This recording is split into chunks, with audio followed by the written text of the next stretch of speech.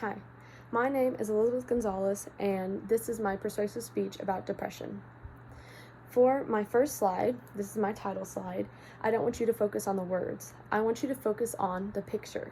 The picture is the person with their eyes closed, with all of these things surrounding them and cluttering their brain and making them feel overwhelmed. That is what it feels like to have depression. So don't focus on the words, focus on the picture and the meaning behind the picture. Depression is not something that should be taken lightly. I myself have struggled with depression from the age of about 7 or 10 when I lost my grandmother. It was very hard for me because I was very close with her and I never really dealt with it. I kind of just bottled it up inside and it just stayed there, and things have just been building up on each other. I'd occasionally have the meltdown where once my bottle got full of all these things that happened, it would just all come crashing out. But it was still never properly dealt with. But if I haven't taken it seriously. I have to be honest, I haven't, and that's what I'm going to be talking about in the speech. It's the importance of having to take it seriously and helping others and knowing the signs and taking a stand against depression and helping to prevent it becoming more severe and helping to prevent the numbers from increasing. So, what are some of the causes of depression? Depression is not something that is inherited. It's like if one of your parents were to have depression, it's not something genetic that you would get. It's usually never genetic. It's more of like trauma that has happened in your life or events that have happened in your life that would lead you to have depression. Even if it's slight, you really don't know until it gets worse. You kind of just think that, oh, I'm sad, I'm just going through an episode. It's really not. It could just be early on depression. In a Depressive Facts article at Hope for Depression's website, Kessler RC stated that depression is by far the most prevalent, representing 99% of all mind-brain illnesses. There are many other mind-brain illnesses like PTSD, personality disorders, and schizophrenia. Those are all mind things. Those are the first ones that come to mind. But depression definitely takes the cake for all of those, with the highest numbers that come rolling in every single year and the most common thing you will see in people today. So, many causes of depression include being put in stressful situations. School can be stressful. Some people might think that's an excuse. No, it's not an excuse. School can be very stressful, especially if you put a lot of pressure on yourself to be perfect. No one's perfect.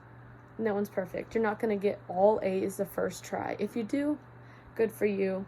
Way to go. But you just can't put all the stress on yourself to be perfect all the time. Nobody's perfect.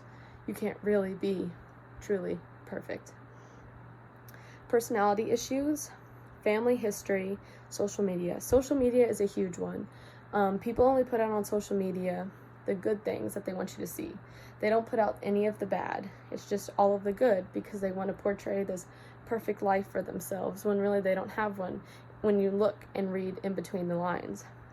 Giving birth, so like postpartum depression or baby blues, that doesn't really have to do with the kid. That doesn't mean that the mom doesn't want the kid. That just means that like after when you're pregnant, your hormones are going crazy, all out of whack, and you usually are pumped with the happy hormone, and it's all these feel good and like you're happy and stuff, and then you have your kid and your hormones are still all out of whack, maybe even worse, and usually that's when it hits the mom.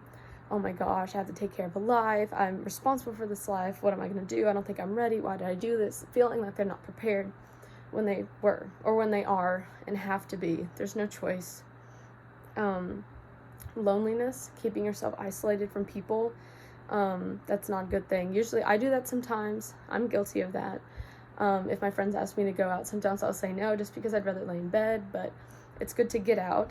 And I'm not saying class is getting out. That's not getting out. You need to go out outside of class. That class by itself is not your getting out for the day, hanging out with your friends for the day. That's just class. Alcohol and drugs. Alcohol is a known depressant, and drugs are, when you take drugs, you get this rush of like euphoria and happiness, and everything seems to go away, and you're just in your mind, and you're just kind of chilling, and you're relaxed, and there's no stress, nothing to worry about. And then once you come down, the crash, that's when everything hits you at once, and it can be very, very bad.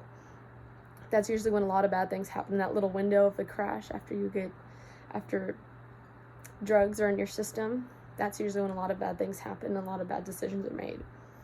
Or illness. If you get sick and lose a lot of weight, you can feel ugly about yourself. Let's say you have cancer and you're going through chemo and your hair gets all buzzed off and you think you're ugly and you feel ugly. That can also be very detrimental to your mental health. So now that we know about the causes of depression, how severe is it really? Depression can affect anyone of any age, young and old. In a depression statistics article at DBSA website, Harmon C. stated that approximately 7.1% of the U.S. population age 18 and older suffer with depression, as well as 1.9 million children ages 3 to 17, yes, I said 3, have been diagnosed with depression. When you think of a little kid at the age of 3, you think of them being innocent, having no care in the world, just being happy, seeing all the good in life. That's what's good about children. They see all the good in life. But now we have 3-year-olds being diagnosed with depression.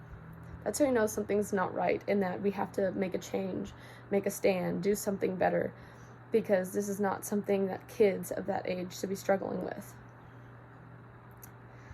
So, now that we know how severe depression can be, what can we do to stand up against it and prevent it from getting worse? If you struggle with depression yourself, there are some steps that you can take to get better. In 15 Ways to Avoid Depression article at Healthline's website, Anna Goder stated, ways to improve / prevent depression are as follows. Exercise regularly.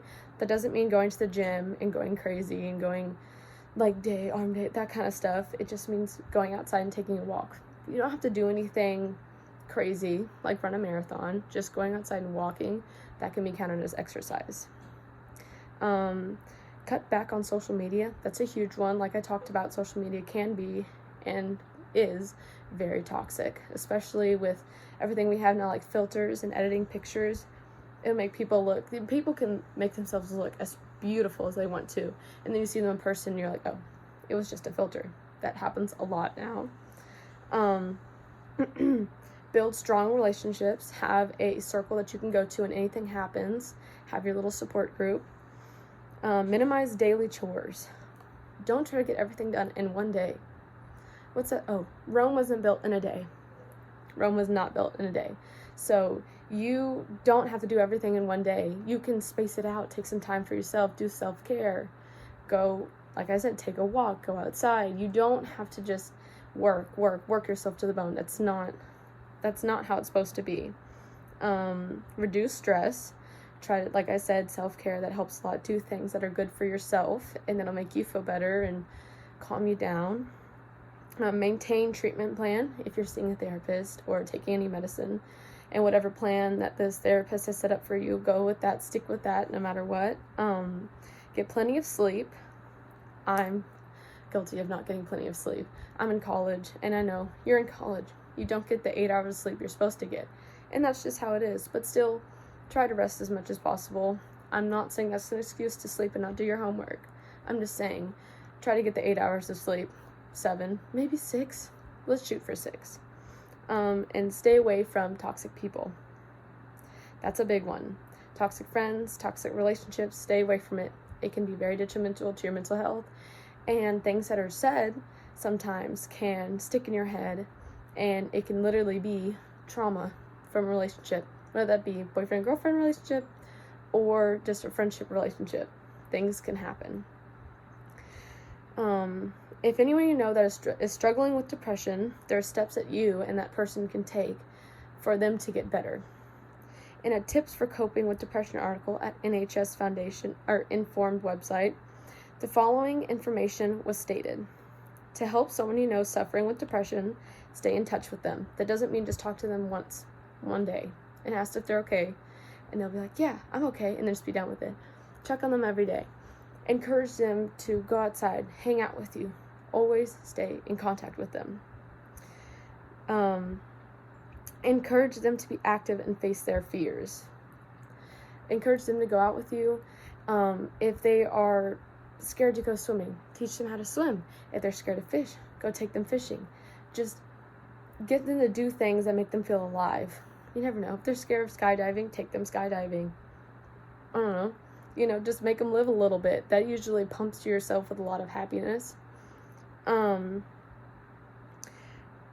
Restrict them from alcohol and drugs. Like I talked about, alcohol is a known depressant. Drugs, you're happy, you hit a rush, you're all happy, and then you crash. And that's when a lot of bad things can happen. That's when depression can become very severe. Encourage them to eat healthily. I've heard that eating healthy can help a lot. Makes you feel good about yourself, which can make you feel mentally good about yourself, even though it might not show, like physically, like if I ate a steak versus a salad. Salad's technically more healthy, but when I eat the salad, it'll make me feel good about myself. But if I eat the steak, nothing's going to happen. I'm not going to lose a bunch of weight because I ate one salad versus eating a steak one day. And help them develop a daily routine. Because usually they don't really want to do it for themselves. Like I know, like when I get in a funk, a little depressive funk, seasonal depression, I really don't want to do anything for myself but lay in bed, do homework, go to class, come back, lay in bed. But get them to have like a little routine. Help make a little routine for them. Be like, oh, at this time we can go out for coffee. Or if you wake up early, we can go out for coffee, get breakfast together. We can go eat dinner together. Encourage them to get out. Make a little routine of it. Maybe come over, cook them dinner. I don't know.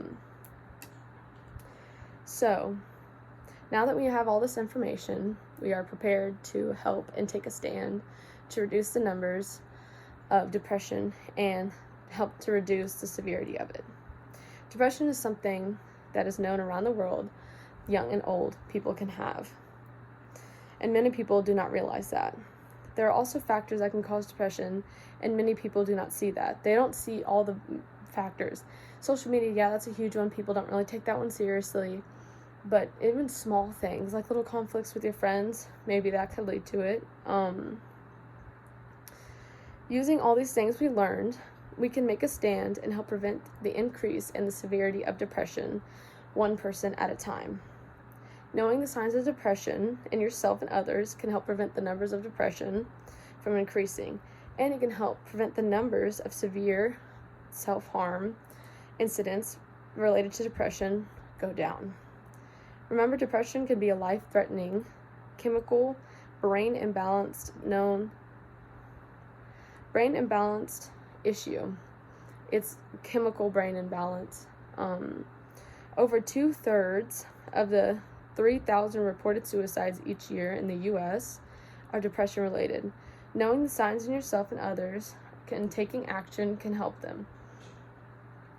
And if you know the signs, and you can see that in yourself and other people, and you encourage them and do all the steps and help them, you can help prevent the number of suicides from going up, and you can save a life by simply just knowing the signs and helping everyone. Thank you.